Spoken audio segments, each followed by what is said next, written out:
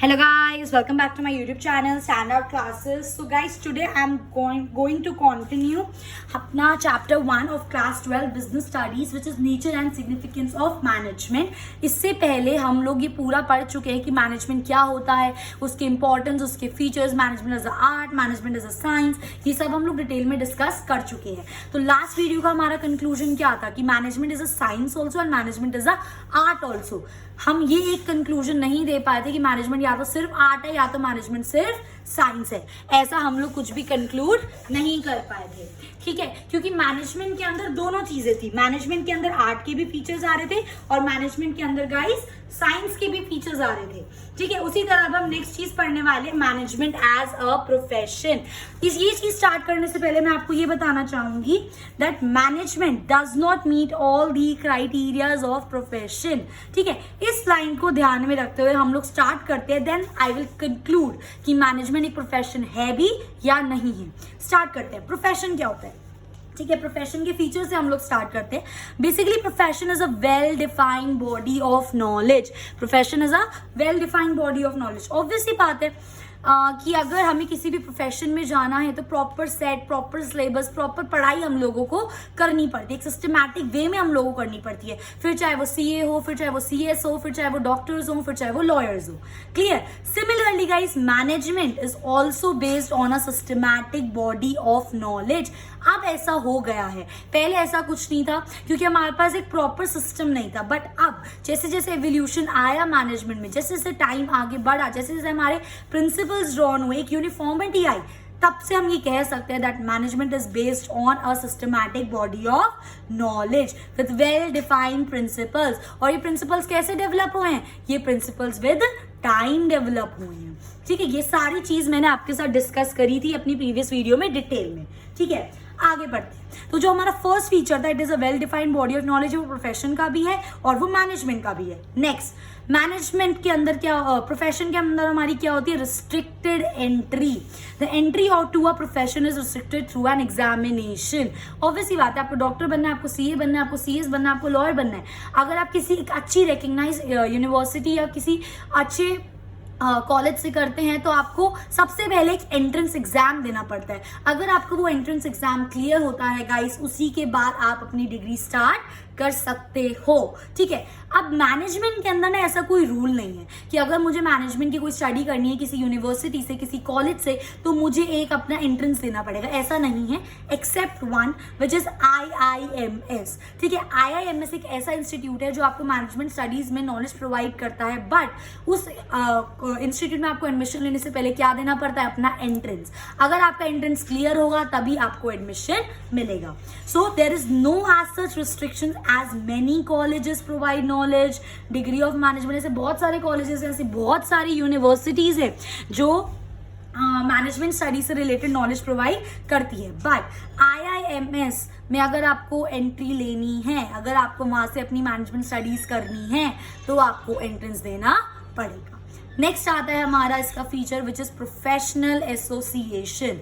Which is professional association. अब ध्यान से सुनना ये चीज, ठीक है. फॉर एग्जाम्पल मैं एक लॉयर का एग्जाम्पल लेती हूँ, ठीक है. Lawyer as a professional course, obviously बात है, लॉयर, डॉक्टर, सीएस, ठीक है. अब जब ये लोग कोर्स कर रहे होते हैं ना, लॉयर का जो भी उन्होंने LLB जब अपनी खत्म करते हैं लॉयर्स, उनकी डिग्री कंप्लीट हो जाती है. पर इसका ये मतलब नहीं होता कि उनकी डिग्री कंप्लीट हो गई है तो अब वो सीधा कोर्ट में जाके लड़ सकते हैं. No, there is a bar code of council, ठीक है. Bar code of council is a professional association कि वो बोलती है कि जब आपकी डिग्री खत्म हो जाएगी आपको पहले हमसे आकर लाइसेंस लेना पड़ेगा. जब हमारी डिग्री खत्म हो गई हम वहां पर जाते हैं बार कोड ऑफ काउंसिल में, एक छोटा सा टेस्ट होता है वहां पर, वो टेस्ट क्लियर करते हैं और देन आपको बार कोड ऑफ काउंसिल से एक लाइसेंस, एक परमिशन मिलती है दैट यस अब आप एक वेरीफाइड लॉयर हो, ठीक है. सो प्रोफेशनल, हर प्रोफेशनल कोर्सेज में जब आपकी डिग्री कंप्लीट हो जाती है you need to take a permission, that certificate, that degree, ठीक है. ये चीज हमारी किस में होती है? प्रोफेशनल एसोसिएशन में. So they are affiliated to professional association who grant what? Certificate of practice, certificate बोलो, परमिशंस बोलो, and formulate a code of conduct. आपको वो लाइसेंस देते हैं, सर्टिफिकेट या परमिशन देते हैं और जो उनका कोड ऑफ कंडक्ट होता है वो उसके हिसाब से फिर आप अपना डॉक्टर का काम, लॉयर का फाइटिंग केस वगैरह स्टार्ट कर सकते हो. आई होप ये चीज आपको समझ आ गई है। सो ये जो प्रोफेशनल एसोसिएशंस होती हैं मैनेजमेंट में, ऐसा कुछ नहीं होता, इसलिए मैंने यहाँ पर मैनेजमेंट से रिलेटेड कुछ नहीं लिखा। नेक्स्ट आता है मेरा इसके अंदर ethical code of conduct. Obviously बात है, कोई लॉयर है, कोई सीए है, कोई सीएस है, इन सब के कुछ रूल्स एंड रेगुलेशंस होते हैं, एक दायरा होता है जिनके विद इन ये अपनी प्रैक्टिसेस को कर सकते हैं। ठीक है, सो हर प्रोफेशन में कोड ऑफ कंडक्ट होता है, मैनेजमेंट में भी ये चीज होती है, बट इतनी ज्यादा स्ट्रिक्ट नहीं होती जितने इन प्रोफेशंस में होती है। क्योंकि अगर आप कोई भी अपना ethical code of conduct follow नहीं करोगे तो आपसे आपका लाइसेंस छीन लिया जाता है। मैनेजमेंट में इतना डीप तक ये चीज नहीं होती। ठीक है गाइस, दैट्स व्हाई मैंने इसके नीचे भी यहाँ पर नहीं लिखा। नेक्स्ट आता है मेरा सर्विस मोटिव। ठीक है, अब देखो, कोई डॉक्टर है, कोई लॉयर है, कोई सीए, सर्विस मोटिव से कंफ्यूज मत होना। इसका ये मतलब नहीं है कि हम लोग समाज सेवा कर रहे हैं। ऑब्वियसली बात है, लॉयर अपनी पूरी फीस चार्ज करते हैं, डॉक्टर्स अपने पूरी फीस चार्ज करते हैं, सीए सब अपनी पूरी फीस चार्ज करते हैं, बट मेन मोटिव मतलब ये प्रोफेशन, इस प्रोफेशन में पर्टिकुलरली क्यों गए हैं लॉयर, कोई बंदा लॉयर क्यों बना है, कोई बंदा डॉक्टर क्यों बना है, because they need to serve the nation. वो लोगों की हेल्प करने के लिए, डॉक्टर पेशेंट्स की हेल्प करते हैं, लॉयर्स अपने क्लाइंट्स की सिचुएशंस को सॉल्व करते हैं, प्रॉब्लम से डील करते हैं, सीए अपने क्लाइंट्स की हेल्प करते हैं। So the main motive is to serve their client interest. I hope ये चीज आपको समझ आई होगी, ये चीज क्लियर हुई होगी। ठीक है, नेक्स्ट आप देखो कितने सारे ऐसे फीचर्स है जो एग्जैक्टली मैनेजमेंट से मैच नहीं हो रहे थे, तो इसलिए मैंने यहाँ पे लिखा that management does not meet all the criteria of profession. ठीक है, अगेन हम ये बोल सकते हैं कि management is a profession but not exactly profession, inexact profession. जैसे साइंस में था, साइंस के सारे फीचर्स मैनेजमेंट के साथ मैचअप नहीं हो रहे थे। ठीक है, तो प्रोफेशन के टर्म्स में मैनेजमेंट के खुद के क्या फीचर्स हैं वो अब हम पढ़ेंगे। ठीक है, anyone can be appointed as the manager irrespective of the educational qualification। कोई ऐसा हार्ड एंड फास्ट रूल नहीं है, चाहे आपने बीकॉम करी हो, बीकॉम पास करी हो, एमकॉम करी हो, एमबीए करी हो, बीटेक करी हो, कुछ भी करा हो आपने, कोई एक पर्टिकुलर डिग्री नहीं है मैनेजमेंट के लिए कि अगर आपने ये पर्टिकुलर डिग्री नहीं करी तो आप एक कंपनी में मैनेजर नहीं बन सकते, ऐसा कुछ नहीं है। ठीक है, बट या लॉयर में अगर आपने एलएलबी नहीं करी आप लॉयर नहीं बन सकते हो, सीए में अगर आपने सीए का कोर्स नहीं करा आप सीए नहीं बन सकते हो, डॉक्टर में आपने एमबीबीएस नहीं करी आप डॉक्टर नहीं बन सकते हो। बट मैनेजमेंट में ऐसा कोई हार्ड एंड फास्ट रूल नहीं है। ये एक और फीचर है जो आपका प्रोफेशन के साथ मैचअप नहीं हुआ। नेक्स्ट आते हैं, there are many organisations who have let down the code of conduct, for example AIMA, but it is not compulsory to be the part of it. देखो ये इससे थोड़ा सा रिलेटेड था बट एग्जैक्टली नहीं था। हमारा क्या था, प्रोफेशनल एसोसिएशंस होती थी प्रोफेशन में, जो मैंने आपको बार कोड ऑफ काउंसिल का एग्जाम्पल दिया था। ठीक है, सो ये मैंने आपको एग्जाम्पल दिया था, ये अपना कोड ऑफ कंडक्ट और रूल्स ले डाउन करते हैं जो एवरी प्रोफेशन को फॉलो करना पड़ता है।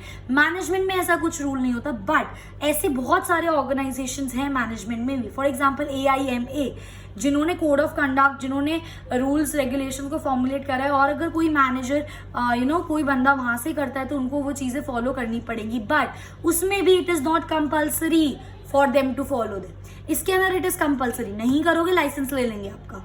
ठीक है, आप फिर अपनी सर्विसेज प्रोवाइड नहीं कर पाओगे, बट इसके अंदर it is not compulsory. So but it is not compulsory to be the part of it.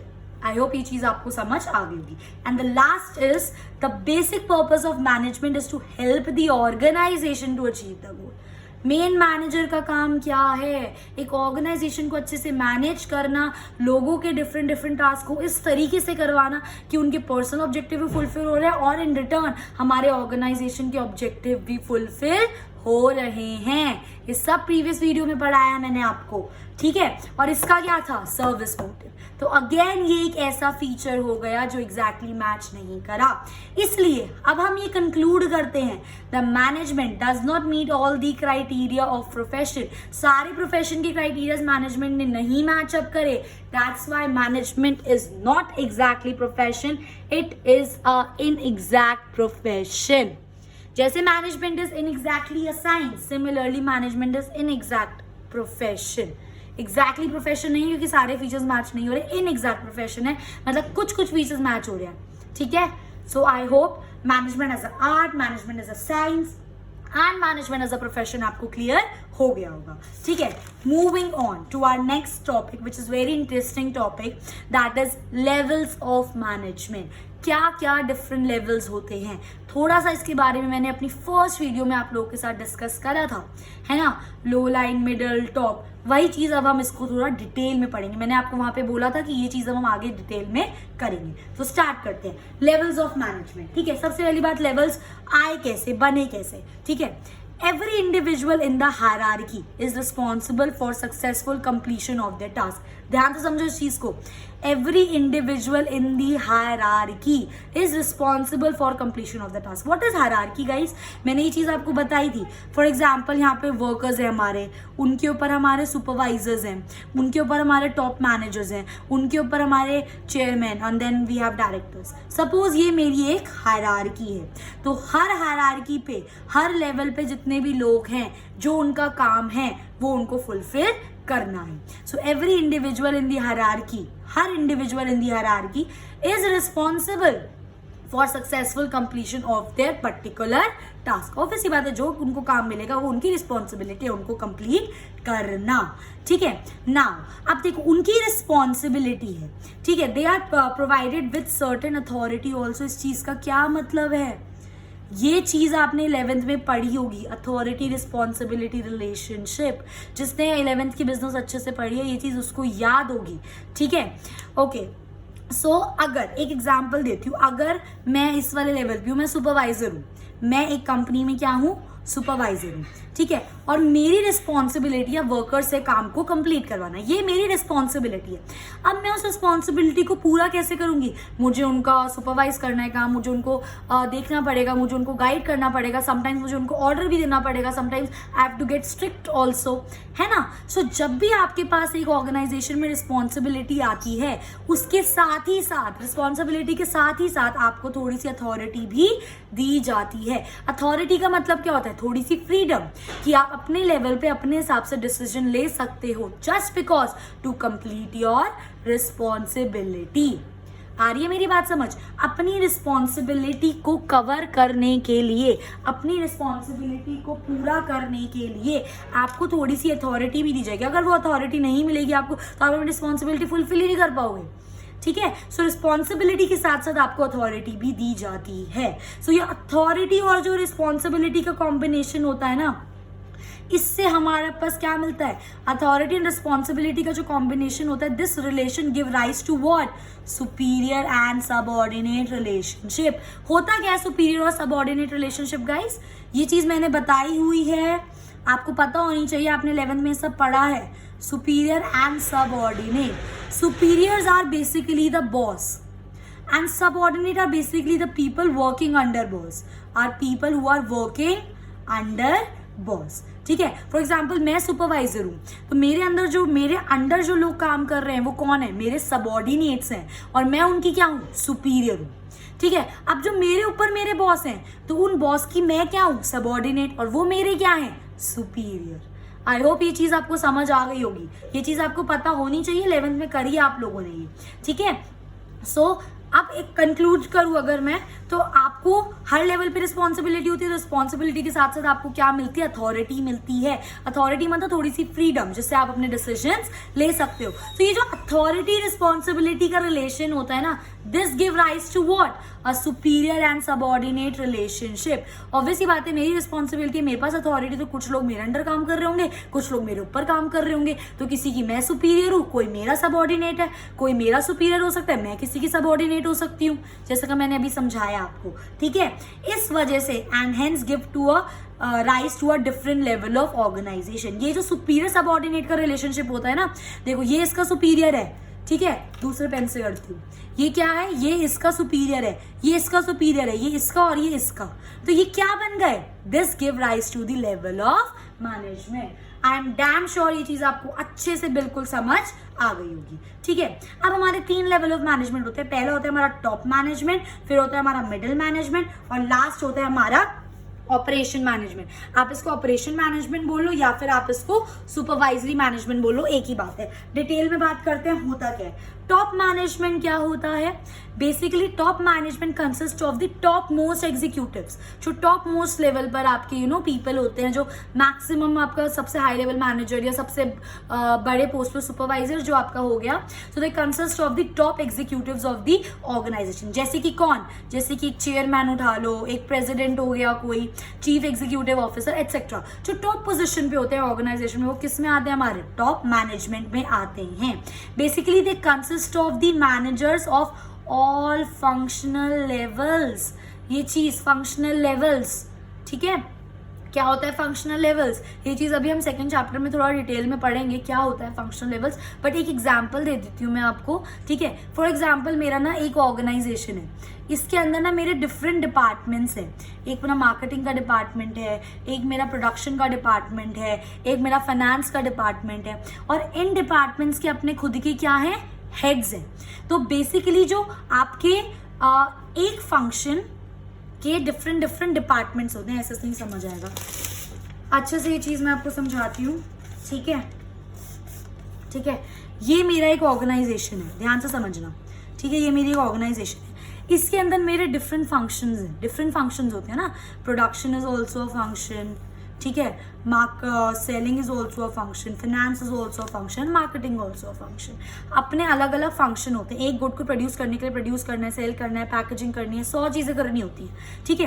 अब इन प्रोडक्शन, फॉर एग्जाम्पल एक प्रोडक्शन मेरा डिपार्टमेंट है, उसके अंदर मेरे फर्दर कुछ चीज़ें होंगी, पैकेजिंग अलग होगी, है ना, कलेक्शन एक्यूमुलेशन अलग होगा, ठीक है, लेबलिंग अलग होगी इसके अंदर, तो इसके अंदर मेरे फर्दर डिपार्टमेंट्स हैं। ऐसे ही मार्केटिंग में मेरे फर्दर डिपार्टमेंट हो सकते हैं, ऐसे ही मेरे फाइनेंस में फर्दर डिपार्टमेंट हो सकते हैं, और ऐसे ही मेरे कोई भी और फंक्शनल डिपार्टमेंट, उसके अंदर डिफरेंट डिपार्टमेंट्स हो सकते हैं, ठीक है। सो ये जो फंक्शनल पूरे डिपार्टमेंट के जो हेड्स होते हैं, इस पूरे डिपार्टमेंट के जो हेड्स होते हैं, इसका भी हेड, इसका भी हेड, इसका भी हेड, वो हमारा किस में आता है? फंक्शनल लेवल में, ठीक है।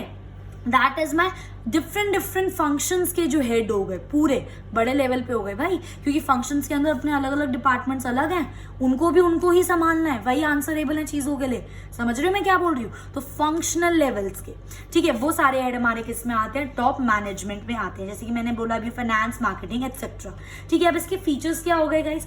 Top management is responsible for welfare and survival of the organisation. Obviously बात है कि जो टॉप मैनेजमेंट डिसीजन लेगा वो सारे लेवल्स को फॉलो करना पड़ेगा, तो उनकी रिस्पॉन्सिबिलिटी है वेलफेयर, अपने ऑर्गेनाइजेशन का ध्यान रखना और उसको सर्वाइव करवाना। Next, they analyze the business environment and find the way to survive in this dynamic environment। मैंने आपको बताया business environment is a dynamic environment, it keeps on changing। अगर एक ऑर्गेनाइजेशन को सक्सेसफुल होना है तो उसको इस बिजनेस को अडेप्ट करना ही पड़ेगा, वरना नहीं आप कर सकते उस चीज को मैनेज, ठीक है। तो ये टॉप मैनेजमेंट का काम है कि कैसे मुझे उस बिजनेस को, एनवायरमेंट जो चेंज हो रहा है उसको एनालाइज करना है, और क्या क्या स्ट्रैटेजीज हमें अपनानी है कि हमारा जो बिजनेस है वो इन चेंजेस को अडेप्ट कर पाए। ये भी किसका काम है? टॉप मैनेजमेंट का। वो again they formulate the goals, goals वो सेट करते हैं, और स्ट्रैटेजीज भी वही बनाते हैं कि गोल सेट हो गया, अब इनको अचीव कैसे करना है, वो सब भी किसका काम है? टॉप मैनेजमेंट का। And they are responsible for all the activities affecting the society. कोई भी आपकी एक्टिविटी जो आपकी सोसाइटी को इफेक्ट कर रही है, रिस्पॉन्सिबिलिटी किसकी है? टॉप मैनेजमेंट की। क्यों? क्योंकि टॉप मैनेजमेंट की परमिशन के बिना वो चीजें नहीं हो सकती। आई होप ये चीज आपको अच्छे से समझ आ गई होगी। एंड ये तो हमें पता ही है, top management so much of responsibility, तो उनकी जॉब बहुत ज्यादा कॉम्प्लेक्स होती है और बहुत ज्यादा टाइम कंज्यूमिंग होती है। So guys, this was all about the top management. अब आते हैं हम अपने मिडिल मैनेजमेंट पे, देन आता है हमारा ऑपरेशनल मैनेजमेंट। स्टार्ट करते हैं मिडिल मैनेजमेंट पे। Middle management is like a link between a top management and operational management. Basically it's like this, it is like this, ठीक है। ये मेरा क्या हो गया? Operational management. ये मेरा क्या हो गया? Middle management. और ये मेरा क्या हो गया? Top management. तो आप देख सकते हो ये मेरा मिडिल मैनेजमेंट है। So middle management is a link between top management and operational management, ठीक है। It is a link between top management and low level management. इसके अंदर मतलब बेसिकली देखो, दे आर सबऑर्डिनेट्स। ये जो मिडिल मैनेजमेंट है ये टॉप मैनेजमेंट के क्या हो गए? सबऑर्डिनेट। पर ये ऑपरेशनल मैनेजमेंट के क्या हो गए? सुपीरियर, है ना.